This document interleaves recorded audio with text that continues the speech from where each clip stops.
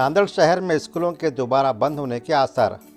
आज बुध को भी बड़ी तादाद में पॉजिटिव मरीज मिले। नांदेड़ जिला व शहरी हुदूद में कोरोना केसेस में इजाफे का सिलसिला आज भी जारी है। आज 5 जनवरी को ज़िले में 1032 अफराद की रिपोर्ट मौसूल हुई, जिसमें से 981 अफराद की रिपोर्ट मनफी रही, जबकि 45 अफराद की रिपोर्ट मुस्बत आई है। इस तरह कल 29 मरीजों के बाद आज मरीजों की तादाद 45 तक पहुंच गई है। आज की रिपोर्ट में सबसे ज़्यादा मरीज नांदेड़ शहर में 37 मिले हैं, जबकि दीगर मरीजों का ताल्लुक दीगर ताल्लुकों व शहरों से बताया जाता है। शहरी हुदूद में तेज़ी से कोरोना पॉजिटिव मरीज़ मिलने के बाद ज़िला इंतज़ाम मज़ीद चौकस हो गया है और एहतियाती इक़दाम पर ज़्यादा जोर दिया जा रहा है।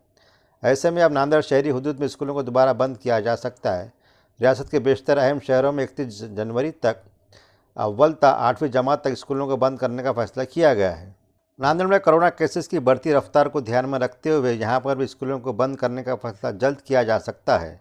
अगर ऐसा है तो सबसे ज़्यादा नुकसान प्राइमरी स्कूल के तलबा का होगा, क्योंकि अभी चंद रोज़ कबल ही नांदेड़ ज़िले में प्राइमरी स्कूल शुरू हुए थे और तलबा की कसीर तादाद भी स्कूल जा रही थी।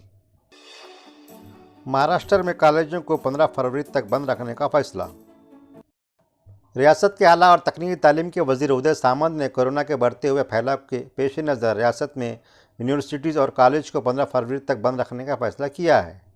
महाराष्ट्रातले सर्व जिल्हाधिकारी, सर्व विभागीय आयुक्त, सर्व कुलगुरू यांची एक बैठक आयोजित करण्यात आली होती आणि या बैठकीमध्ये जे काही निर्णय झाले हे आपल्या मार्फत मला विद्यार्थ्यांपर्यंत आणि पालकांपर्यंत पोहोचवायचे आहे। सगळ्यात जो प्रमुख निर्णय झालेला आहे तो 15 फेब्रुवारीपर्यंत महाविद्यालय बंद ठेवण्याचा निर्णय झालेला आहे। परंतु महाविद्यालय जरी बंद असली तरी ऑनलाईन शिक्षण हे सुरू ठेवण्याच्या संदर्भातला निर्णय आम्ही घेतलेला आहे। ऑनलाईन एक्झाम घ्याव्यात अशा पद्धतीची भूमिका कालच्या बैठकीमध्ये फायनल करण्यात आलेली आहे। परंतु गडचिरोली असेल, त्याच्यानंतर जळगाव असेल किंवा नांदेड असेल, ज्या ठिकाणी कनेक्टिव्हिटी नाही त्या ठिकाणी ऑफलाईन एक्झाम जर घ्यायच्या असतील तर जिल्हाधिकाऱ्यांच्या परवानगीने घ्याव्या अशा पद्धतीची भूमिका आम्ही मांडलेली आहे।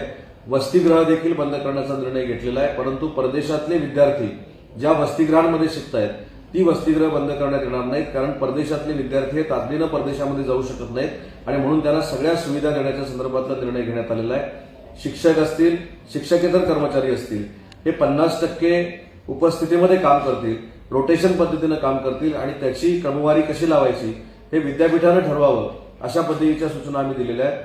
18 ते वरच्या विद्यार्थ्यांसाठी लसीकरणाचे कॅम्प घेण्यात यावेत व 15 ते 18 वयोगटातील विद्यार्थ्यांसाठी लसीकरणाचे कॅम्प घेण्यात यावेत अशा पद्धतीच्या देखील सूचना दिलेल्या आहेत। विद्यार्थ्यांच्या अडीअडचणीसाठी हेल्पलाईन तयार कराव्यात अशा देखील सूचना देण्यात आलेल्या आहेत आणि 15 फेब्रुवारीच्या नंतर जी काही परिस्थिती निर्माण होईल त्याच्या संदर्भातले निर्णय हे 15 फेब्रुवारी नंतर घेण्यात येतील अशा पद्धतीचा निर्णय आम्ही घेतलेला आहे आणि म्हणून मला विद्यार्थ्यांना, विद्यार्थ्यांच्या पालकांना आणि महाराष्ट्रातल्या जनतेला एक विनंती करायची आहे की तिसरी लाट जर थोपवायची असेल तर माननीय मुख्यमंत्री उद्धव ठाकरे साहेबांनी जी आपल्याला नियमावली घालून दिलेली आहे त्याचं काटेकोरपणानं आपण पालन करावं, एवढीच नम्रतेची विनंती। ताज़ा तरीन खबरों के लिए वर्क़ा ताज़ा यूट्यूब चैनल को सब्सक्राइब करें। शुक्रिया।